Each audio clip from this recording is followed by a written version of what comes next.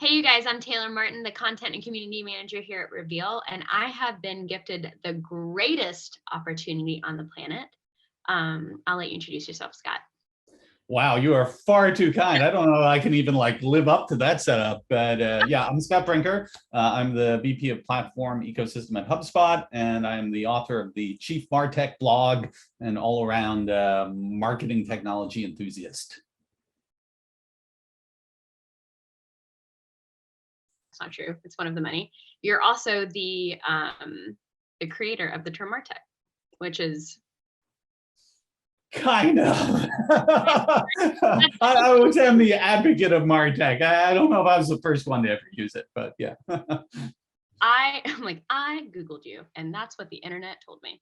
Well, you know, if you read it on the internet, then yes, it's solid fact. It's scary in 2021 to say, but it's true. Okay, so Scott, I have, as you know, several. I'm so many questions for you. But one of the things that I really care about Reveal is a collaborative growth platform, and we are constantly talking about the importance of the partner ecosystem, but very much how B2B companies are collaborating within it. And it's really piqued my interest in how professionals and how different industries and how different departments, how collaboration how important it is in all facets.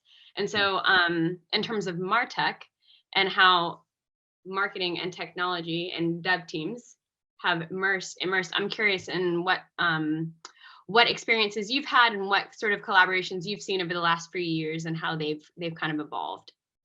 Wow, yeah, it's you know, certainly as you expand the scope of that, it's interesting, but I follow the thread you're presenting there. It's like the digital world has just given us the ability to do collaborations in just such a more expansive way than we ever could before. So certainly, yeah, like with the craziness of the pandemic, I think a lot of companies learned how much they can leverage state-of-the-art tools for collaborating within teams just inside their own org, even if they're entirely remote or different time zones.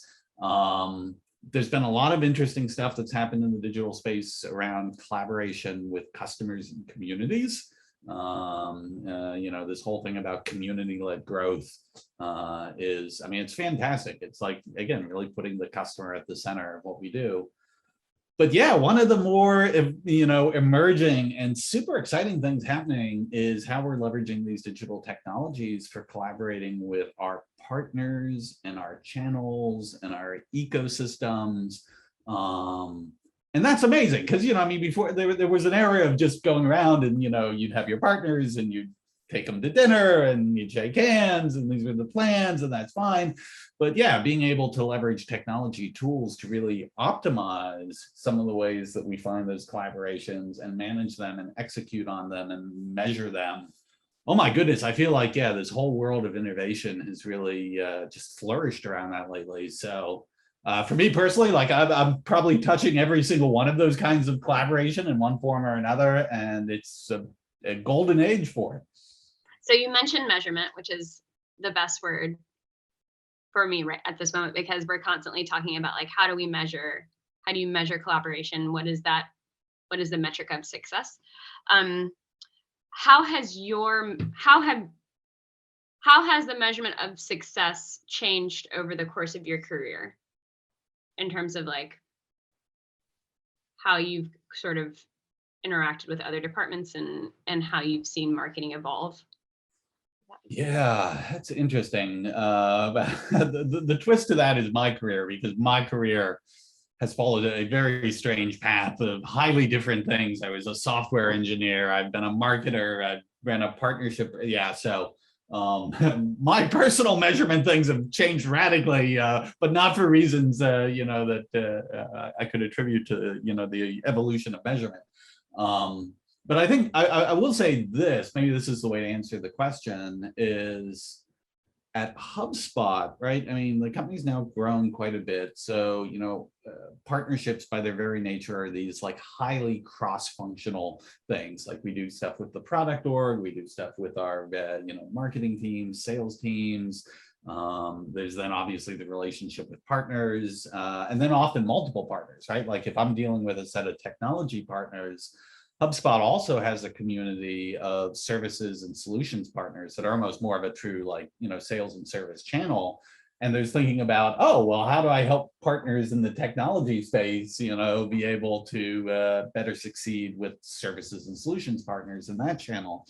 And so all these different things, each has a set of metrics that you can attribute to, okay, what's working? But we try really hard to keep pulling it back to an actual measurement of like the customer's view of this, and so at HubSpot, probably the #1 metric we look at for, technology partnerships is actual active adoption of these products by customers. In fact, that's really what my team is measured on. Like, if our partners end up getting a lot of adoption, within the HubSpot install base, this is how my team, is rewarded and wins, which, as you might imagine, puts us in perfect alignment with our partners, because that's the exact same goal they would like to see, as a lot of HubSpot customers adopted. So it works well. And then we use that metric, not just from some sort of altruistic, like, oh, well, we just want to help all these other companies grow their customer bases.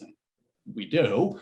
But at the end of the day, that metric actually correlates incredibly strongly with customer happiness, customer dollar retention, expansion of customer, install bases. And so those are all metrics that all the other teams inside HubSpot have some sort of stake in as well, too. So it's a way for us to really get them aligned on how we get their help in helping partners grow adoption, too. That was a long-winded answer, sorry. Oh, I'm glad that you gave it, because as I'm sure you've heard, there's a lot of questions about like how do you enable other departments as a partnerships department? How do you align with them? How do you have buy-in? How do you have the synergy? Is there anything particular that you do?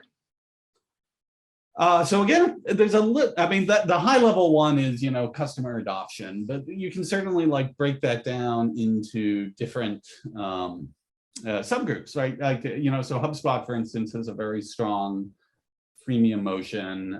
We have a tremendous number of even small businesses that get started with HubSpot and then grow with us. And so one of the opportunities is in our partner relationships. There are certain partners that it actually provides a mechanism to make it really easy for people to onboard to HubSpot. So for instance, we have a great integration with WordPress. And so you've got a bunch of businesses that start, they don't even have a CRM. They aren't even thinking about any of this. They just, oh, well, let me start with a website. That's a good first place, and then we partner with a lot of companies in the WordPress ecosystem, so that when those people have started, the website for their business, they're like, yeah, things are starting going, like, oh, here's the opportunity to onboard, and get a free CRM, and so there are teams that are very excited inside HubSpot about, that acquisition mechanism, and that then becomes a really strong relationship between those teams and our partner community. On the absolute opposite end of the spectrum, right, HubSpot scales up to, quite large mid-market and enterprise companies.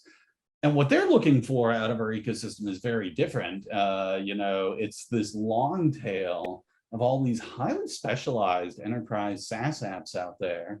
And the thing that is most important to them when they're engaging with our corporate sales organization is oh, do you integrate with the primary tools that I have in other departments or other functions? Does this integrate with my ERP? Does this integrate with my, support management system? And if the answer is yes, then the prospect's happy. If the prospect's happy, our sales team is happy, and then the love sort of, goes around that ecosystem for the partners too. So we are looking at, and I guess part of why I use those two examples is in the case of that freemium motion, the most successful partnerships there in many ways are successful because of their volume. It's just a large number of people out there using WordPress who then upgrade and, into a CRM. On that other end of the spectrum with, these enterprise sales, it's not about volume, but it is about making sure that for any one of these high value, customer deals, that the things they want to integrate out of the ecosystem, that even if they're the only one or there's only a small number, of prospects and customers for whom that's relevant, it's still really powerful for us to be able to say, yes, we have a relationship with that partner. Let us show you how beautifully the two work together. Nice. Behold the power of integrations. When done Yay! I feel that way for most things all of the time, so I'm so glad that you feel that way also. Okay, so as you know, which I don't really know how this will have to be edited out. Fortunately, we have an incredible brand designer who also is a great videographer editor. She makes everything so fluid and beautiful. And so that way, when I'm just naturally myself, she's like, gonna cut that out right now, which she'll cut this out right now. And then she'll laugh when she does it. So you mentioned in a previous interview about Agile Philosophy, and it actually really served me very well in a program that I've enrolled in, but also kind of like a refresher, right? And how to approach things, because I feel very fortunate that our head of marketing is very much small tests, iterate, and then after a couple of weeks, like, we'll trash it. Could you share any experiences that you have that like are memorable of Agile Philosophy, and or maybe even how you apply it at HubSpot? Yeah, well, I mean, certainly before I joined HubSpot, I was the co-founder and CTO of a SaaS company that was a smaller startup. We had around 70 people. And so, yeah, in that mode, yeah, just the scope of my responsibilities were such that we were constantly doing iterative tests, both within our product, but also our go-to-market. And so, yeah, it's almost like it's hard to be a startup today and not be agile. I mean, the competition and the noise is so intense, and the speed at which just people are expecting things to move. Whether or not you call it agile or how formal the different techniques you're applying to that, I mean, there's high variance there, which I think there should be. Find what works for you, but the overall concept of that iterative and experimental and just really data-driven iterations. I don't know how you'd be a startup today without that. As you get up into larger companies, still super valuable, but then there just becomes a variety of different channels or groups in which what they're doing in an agile function is different than what someone elsewhere in the organization is. So I would say in the partnership side of things, for us, it's really looking at the cadence for partners, both new partners coming on board and existing partners who are wanting to experiment with how they gain greater adoption inside our ecosystem. Yeah, these all become like great petri dishes in which to run that sort of iterative experimental approach. We do that ourselves with campaigns around partners. We now run partner campaigns on a monthly basis, and every single month there's a marketing team that's experimenting with what works, what doesn't. I don't know, like one of the learnings we just saw was we used to feature these collections of partners on a particular theme for a particular month, which was great. It would get traffic to those partners for that month, and that's fine. And then you move to the next month and be a new set of partners, and that old stuff just completely, the boost that we given it just simply went away.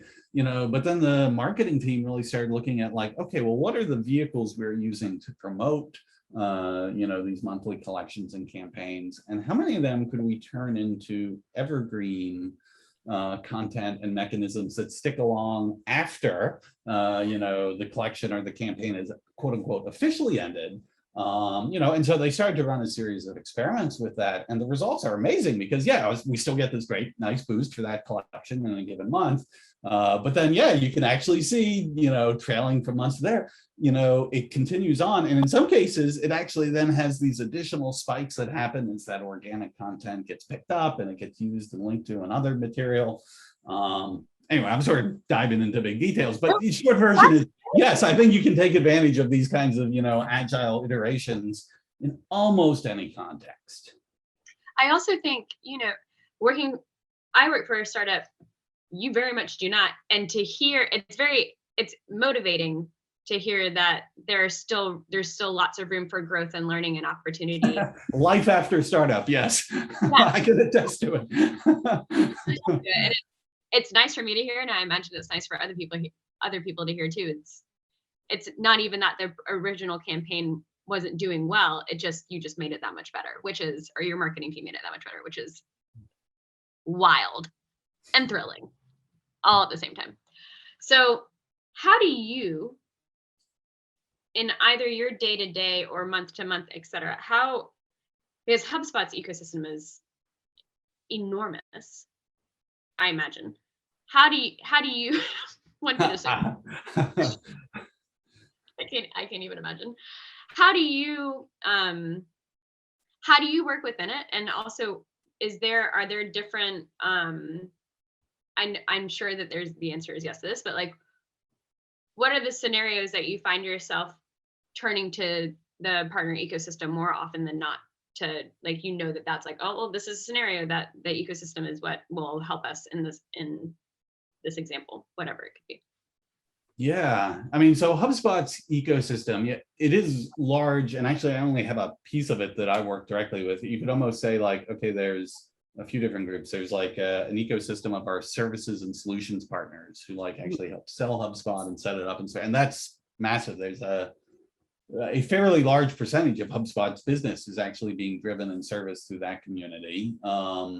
We then have a whole other group in our ecosystem that's really focused on partnerships around how we work with particular groups, like for instance, like HubSpot for startups, and it works with all these incubators and VC funds and the Y Combinators of the world, and helps get those, businesses up and running on HubSpot, not just from a, hey, let's help them out with a discount or something, but let's even make sure from a program perspective, we're really giving them the sort of special support that they deserve. We just launched something like that for the nonprofits sector as well too.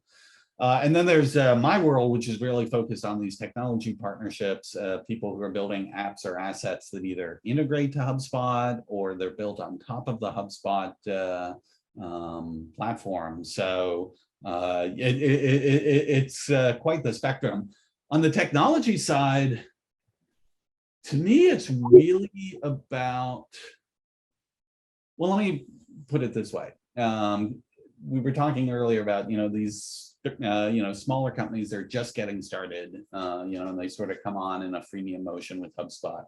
For there, I look at our ecosystem as its primary advantage is accelerating the time to value for those customers. That, I mean, well, right? In a startup, it's just like, time is so constrained, resources are always constrained, and so the easier we can make it that when you get started with HubSpot, it just connects with, oh, well, you're using Slack, you're using Zoom, like, yep, it just out of the box, that works, and it's great.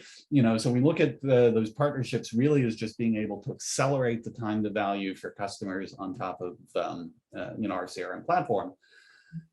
As we go more upmarket, then I would say the single biggest value is really making sure that HubSpot plays nice with the rest of their tech stack. I mean, people's tech stacks are just, particularly as you go upmarket, they're so diverse and they're so large. And the days of, a suite trying to come in and say, well, listen, you'll just get rid of all that other stuff and, it's all or nothing with us. I mean, it's crazy. Like, the world just doesn't work that way. So I think the real value proposition for partners is to make it super easy for customers to just get started with HubSpot, but make sure it works well with everything they already have. And then I think, across that whole thing, it's the next value proposition is if there's something a customer wants they don't already have that HubSpot doesn't do in our products, using our marketplace as a mechanism to say, oh, I don't know, pick something like I've decided I want a learning management system to be able to, run my own academy content. We can actually help by providing through our marketplace, like, oh, here's learning management systems that have the benefit that if you get one of these out of the box right away, it's going to integrate with HubSpot. It'll be sharing the data back and forth. You get here are all the use cases you can take advantage of a learning management platform and a CRM working together. And so then it really becomes a benefit about feature space. Like, what do you want to do? Is there a solution that will help you do it? Do you have, in a recent memory, because I'm sure that the answer is like, I have millions, but do you have any like recent favorite success stories of companies that you've partnered with or that you've helped?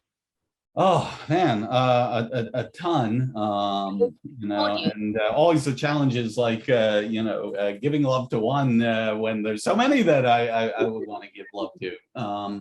But yeah, I mean, like for instance, there's this great new product in the sales compensation space, which has a lot of players who have been around for a very long time, but there's a new generation of startups, they're looking to disrupt that space. And one of them is a company called QuotaPath.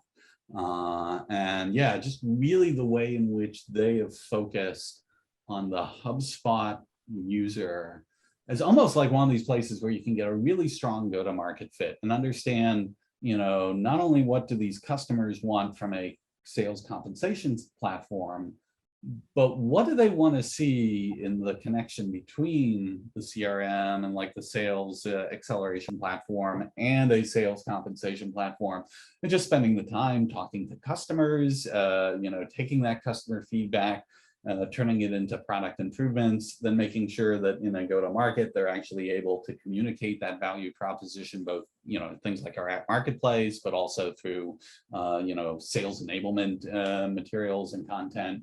I mean, I don't want to say that there is an enormous room for creativity because there is, I mean, in every startup and business and all this, but at the same time, like there's an underlying playbook of just like listening to customers, making, addressing their needs, telling it consistently, like through all the right channels, boy, if you can get that like core playbook and just really execute it well, it does feel like that gets you 80% of the way. And so anytime we can help partners like really master that playbook, it feels good to see them succeed.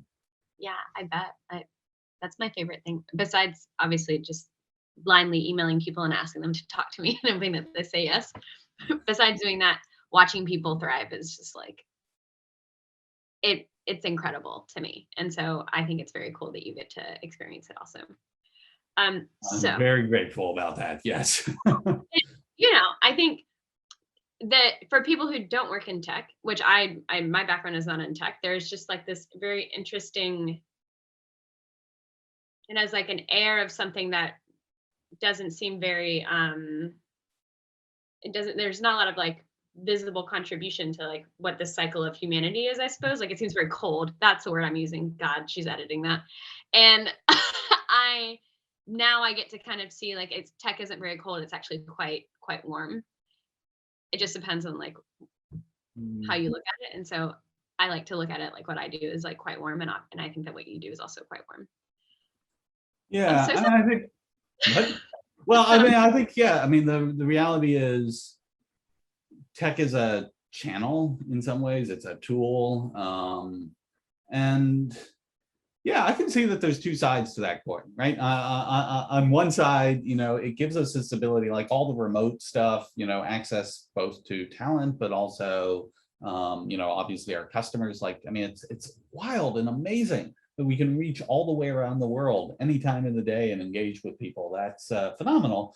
But yeah, at the same time, like these channels are new, and 40 years ago, like there was a certain dynamic of, oh well, if I'm going to collaborate with people or sell to people or work with people, like it's going to be face to face, and it and so I think as technology has expanded the range of people we can connect with and collaborate with, it's a huge benefit. But also, yeah, just learning how do we operate in those kinds of environments in a way that still has empathy and the human dimension to that connection. Yeah, I think it's fair to say that we have not, as an industry, the tech industry has a long way to go in really understanding the best ways to make sure that we keep the humanity and the empathy, even in all these other new capabilities that we're being empowered with. so glad you said that. What do you think, what would you like to see? Like if you could change, if you could implement more empathy within your realm over the next like 10 years, what do you think, what would be the first thing that you? One of the things I think is a powerful model for this is leveraging the technology's visibility to identify the moments where a human conversation can be most valuable. Because I don't think technology ever like replaces I don't know, maybe I'm a Luddite here. I just don't see us getting to a place where anything's better than an actual one-to-one human conversation. Problem is, of course, right? I mean, just we're very constrained on how many of those we can have in any given day, and I think technology, there's a lot of opportunity for it to help us find really when are those moments where a conversation between two people, whether it's, a partner in a platform or a customer and a vendor, that a conversation right now would be able to deliver the maximum value to people. And so, I don't know, that would be my wave a magic wand and we would just all be perfectly matched to the right conversation at the right time. Yeah, I mean, that would be pretty ideal, wouldn't it? But also, how many conversations do you have a day like this? Well, like this. This is always special to have like an actual interview. But yeah, I mean, I would say 70% of my day is conversations, either internally or externally. And frankly, I'd be delighted to have 100% of my day do that. But as it turns out, it's also good to have a chunk of time to step back and think about what you learn from all those conversations and what you really want to do next with it. But yeah, you got to take it somewhere. I mean, you don't have to take anything somewhere, but but it's nice. It's nice to think that something can be applicable in other places. Oh, I'm so thrilled. This conversation took a turn away from my notes, and I'm just so happy about it. But I'm going to bring it back to my notes. I went off script. Sorry about that. Okay. I'm so happy. No, I'm so happy. I think it's really important, again, because of like the cold perception. I think it's so important to have like special like insight into somebody's brain, particularly because you've been in the tech scene for such a while. When you started a company, going from startup life can be incredibly arduous. And it also can be like there's a lot of conversations that happen, and there's a lot of, and there are a lot of undesirable conversations that happen. It's not like glitz and glamour in Hollywood. It's like busting ass and trying to be as creative as possible with like as minimal resources. And what is the word? There's that word that startup people use. Hustle. Yeah, something like that. Like just like all these like terms that everybody uses, and it's really just a nice way to say like you've just got to like go go hard and fast as much as you possibly can. And so it's nice to hear that, like just kind of like an knowledge of like, yeah, there's a long ways to go to make it more human, because it is like humans are the ones that are running it and doing it, and we're doing it for humans. Yeah. I think wow, there's so many threads of discussion we can have around that. But I think part of it is to this whole balance topic that I think actually again, for the pandemic, it's been kind of wild that at least a lot of people I know, is you would think with people working from home and all this, that somehow actually we would have more of our like balance with life to work, because we can take off for lunch here, and it's not the case. Actually, it's usually more in the other direction, where you get up, you have your coffee, and like, wow, I guess I'll just get started right now, and it's all the way through. And I think some of that responsiveness, I think was helpful in the context of like when we were first figuring out what was happening with the pandemic, and everyone was just scrambling to like adapt and like, a lot of businesses, this was just such a, you know, crazy disruption to life as they knew it. And so, yeah, having that sort of sprint where you're running to like figure it out and adapt to it.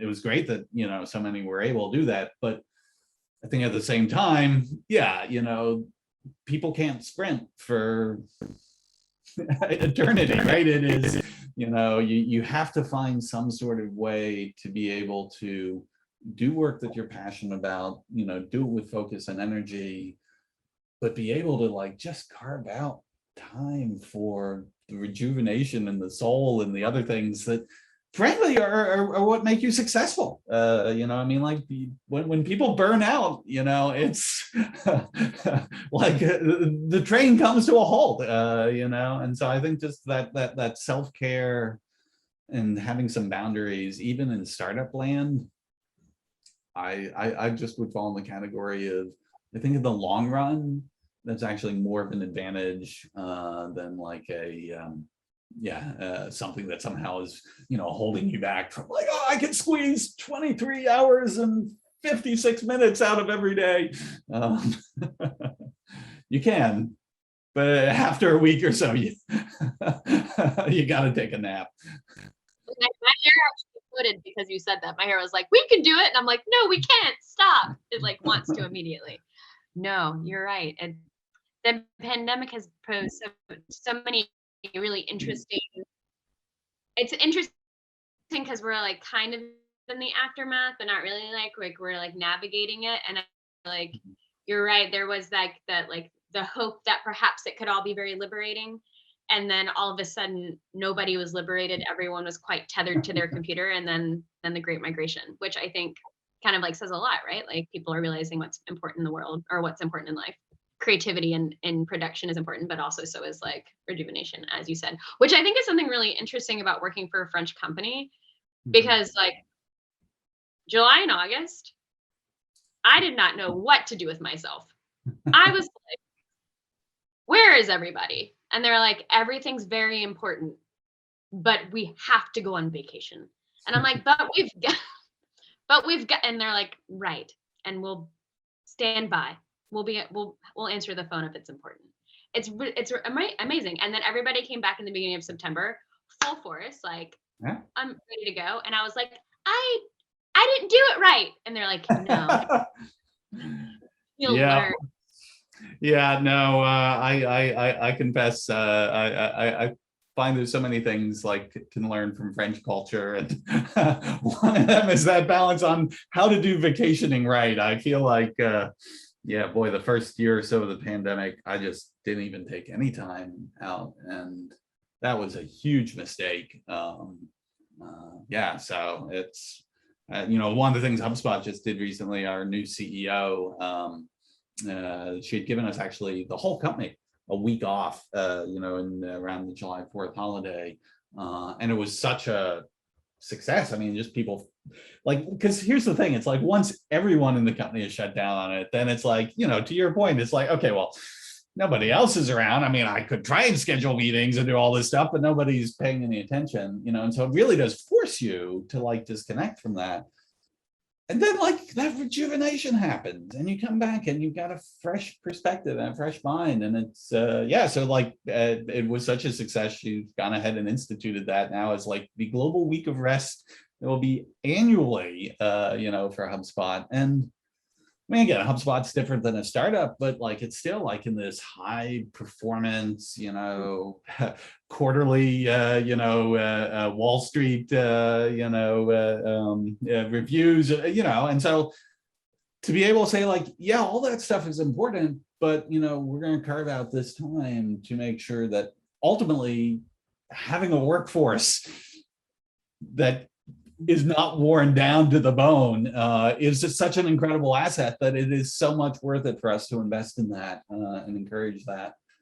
And so it takes, that was a bold move. I was really impressed with it, but anyway, I'm hoping just more and more companies, whether they're taking inspiration, you know, from, you know, French companies or, you know, companies like HubSpot, or, you know, they're just like, hey, listen, you can work hard and you can be passionate and dedicated, and you can also take some good time to like take care of yourself and enjoy your time with your family. It's not an either or proposition.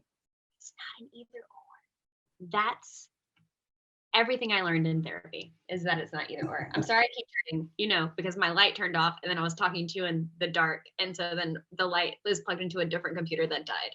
So I apologize for that. Just my best life, really. Okay, so kind of circling it back, because the last 3 questions I had for you were actually quite important for me because I don't, whoever's watching this, if this makes the cut, your blog's incredible. It's remarkably insightful. You pose lots of good information, and it really, it makes you think, it makes you question, makes me question things. And so, in one of your articles, we were talking about budget allocation for marketing, which is like ops and Martech, and where like that budget was allocated to. And you used the term, and you were talking about organizational capital. And I felt like that was a really interesting term to use. And so I was curious what you meant by that term. And then also if you could give like an example of it. Yeah, so organizational capital is the way your organization actually runs, right? It's this combination of things like process, it's the talent and skill set in your people, it's very much your culture, and the degree to which that actually enables what people do together. And I think why the phrase has come up a lot, increasingly over the past decade or two, is because just the pace of change in environments, industries, the competitive landscape that companies are operating in, there's just been so much high-speed change and innovation and disruption that, it's no longer a thing of like, oh, well, we figured out what our process is, we figured out the skills people need, we're set. Then we're just going to run this same thing again and again for the next 10 or 20 years, and we're done. You could certainly say that was organizational capital, but it wasn't something that necessarily had to be rethought every year versus, today, like thinking about, like, it's almost like there's such entropy to organizational capital as just things continue to change around it, that you really got to like consciously be reinvesting in, okay, how do we upgrade these processes? How do we upskill, our employees to be able to take advantage of new processes and new technology? And this is just all throughout MarTech. I don't know, you want a specific example, it would be like, I don't know, like take marketing analytics, for instance. So, for the past decade, a lot of marketing analytics has really been built specifically into MarTech tools that are purpose-made for the marketing department. They have their own data, they're, looking at it through their own lens, and that's great because actually a lot of the rest of the organization wasn't prepared from a digital maturity perspective to give marketers, the tools they needed to be able to stay pace with how quickly things were changing in digital marketing.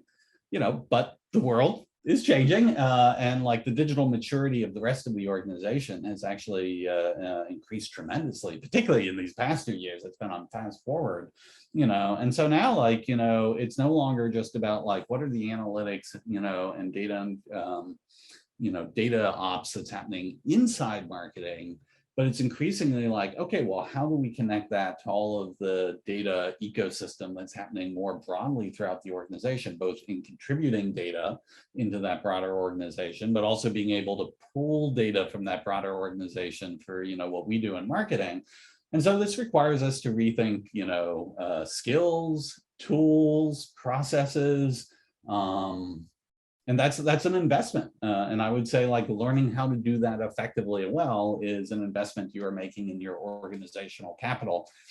And it's real capital, because even though it might seem like it's, it's not physical machinery, in the world the way, other kinds of capital are, when you're competing in a digital environment, like your ability to actually leverage those capabilities effectively, oh my goodness, that's some of the most valuable capital you can have. That's like real meaningful assets in the digital age. So what would you say? What would you say, in your opinion, what's for, well, this is not a good question. You mentioned like education, like investing in an education, and I was thinking like, what is a skill set? What's a skill set that one should invest in now that would be valuable in, perhaps, that you would predict in the near future? That's the yeah, question.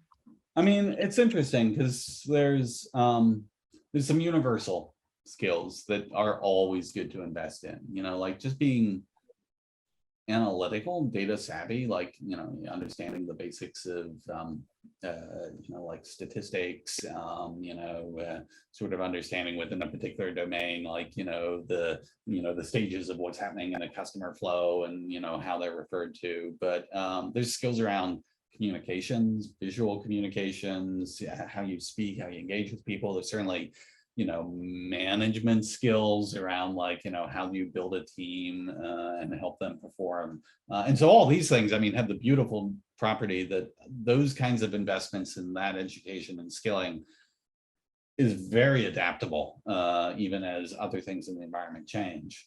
On the complete opposite end of the spectrum, you have things that are like, oh, skills with a specific tool. Like, oh, okay, well, you know, I know how to use this particular tool, you know, to be able to create a particular thing. These are still skills that people need to learn, because at the end of the day, we are actually having to use very specific tools to execute things. But those are also the skills that expire most rapidly right now, just because the tool set, you know, keeps evolving. And so in some ways, it's almost like the most powerful skill and, you know, organizational capital you can invest in is the kind of meta skill of just like learning how to learn, you know, and figuring out how to, like, you know, build into your ritual of like, yes, every month, every quarter, there's, you know, investment being made in learning new skills, learning new tools, like learning new ways of applying even the existing tools we have. And I think you can see this with, like, you know, internal, you know, enablement teams and training teams, you know, really thinking about putting a process and a mechanism in place that is kind of creating an evergreen environment for learning. That's a powerful capability to have. That's my favorite thing on the planet, is an evergreen learning environment. That's all I want. I'm constantly in CE programs because I think it's so important. I'm really glad you said it. So I just realized, and I apologize, that we are wildly over time. Can I ask you one more question? Go for it. What are your predictions for Martech in 2022? Oh, 2022. Tomorrow, basically. Yeah, I mean, I think the, you know, there's a few themes that I feel are progressing very rapidly. I think one of them is more the no code capabilities. And when I say no code, I mean it very broadly. It's not about just replacing code. It's really about more and more tools giving more general marketers the ability to create things, whether it's, you know, creative assets, or, you know, little apps or workflows or analyses, or all this, just like, you know, the technology that's advancing to put more of those powers in the hands of a general business user, a general marketer. Amazing stuff. And I think we're only going to see more of that here over the next year. I think one of the other things that's really exciting is what I call this transition from big data to big ops. You know, that for so long we've kept talking about all the ways in which we collect and store and analyze this enormous volume of data. We're now shifting where the challenge isn't so much about just the data, but it's the fact on top of that data foundation, we now have all these different apps and automations and algorithms and agents that are all running in parallel simultaneously And this is creating all sorts of really wild dynamics. I mean, a lot of opportunity for how we're like able to leverage this data and trigger things across the organization in a more real-time fashion. But also, yeah, just new sets of challenges in like, you know, how we coordinate that and make sure that it's well governed. And I think you're going to see a lot of advancement in the MarTech space of just helping marketing teams be successful in that new environment. Thank you for your insight. And also I'm also equally excited. Probably not as excited as you because you know far more about it than I do, but I am thrilled. I'm thrilled in general. Thank you so much for talking to me. Yeah, no, thanks for having me. Oh my God, what a gift. Do you have a send off message? Some people have just like, have a nice day, San Diego. So I like like a catchphrase, like an Arnold Schwarzenegger sort of thing, hasta la vista. I guess I would just say, listen, you know, the other side of seeing all this innovation and all this advancement is it can sometimes just be really scary and stressful, feeling like, oh my goodness, I'm just so behind of like everything else that's happening. And I guess I just always want to assure people that you are not alone. I mean, like everyone is in the same boat. Just the world is moving very fast. None of us can keep our arms around all of it. And so just take a deep breath, take a piece of it at a time. Yeah, and enjoy the fact that, wow, I mean, there's never been a better time to be a marketer. The world is innovating. You are writing the new playbooks. Oh my goodness, like this is fun stuff, but take some time to have a deep breath too. That's an incredible send-off message, Scott. Thank you so much. And anybody that's watching this, thank you as well. You can find Scott on LinkedIn and also you can find HubSpot everywhere. Here's hoping. Thank you. And